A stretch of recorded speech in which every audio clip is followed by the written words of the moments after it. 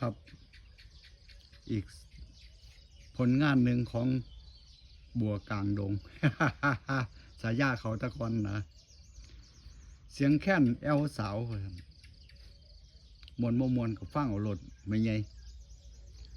เสียงแคนเล่นแตรแววมานั้นเป็นสัญญาละหนุ่มหน้าลงเที่ยวเกิดมาจนหัวใจอ้ายแห่งเหี่ยวเกิดมาจนหัวใจอ้ายแห่งเหี่ยวลงหักสาวข้างเดียวเจ้าบ่เลี้ยวตาต่อเสียงแคนอ้ายนั่นดังวัน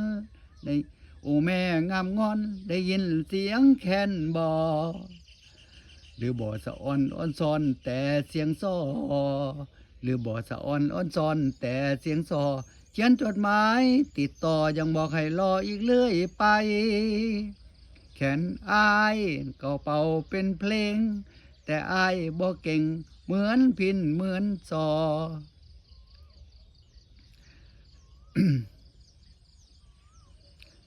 แขนอายก็เป่าเป็นเพลงแต่อายบ่เก่งเหมือนพินเหมือนซอหักผู้ใดเขาตัวให้แต่อายรอ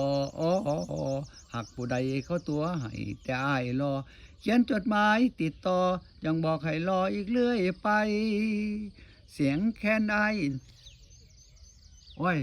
มันล่ะสับสนไหมไงแต่ละมองเอาไหมเนาะ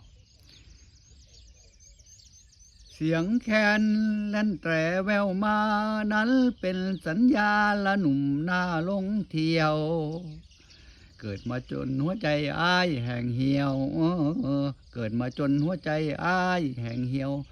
ลงหักสาวข้างเดียวเจ้าบ่เลี้ยวตาต่อเสียงแคนอ้ายนั่นดังวันโอ้แม่งามงอนได้ยินเสียงแคนบ่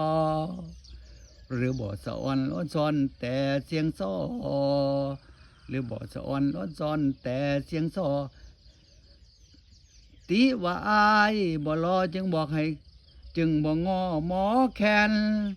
ติว่าอายบ่รอจึงบ่งอหมอแคนแขนอายนั่นเป่าเป็นเพลงแต่อายบ่เก่งเหมือนพินเหมือนซอหักผู้ใดเขาตัวให้แต่อายรอหักผู้ใดเขาตัวให้แต่อายรอเขียนจดหมายติดต่อยังบอกให้รออีกเรื่อยไปเสียงแค้นอายนั่นดังอายนั่นหมดความหมายบ่หวานจับใจสาวหน้าแฟนเก่าลงหัก ลงเสียงพินแล้วลืมหมอแค้นคนเก่าลงเสียงพินแล้วลืมหมอแค้นคนเก่าอายจึงต้องนั่งเศร้าจึงเป่าแคนอยู่เล่นตะละละละละเล่นตะละละละเล่นเล่นตะละละละละเล่นตะละละละละละละโอ้มวนคัก มวนคนเดียวไม่ใช่เอาจบ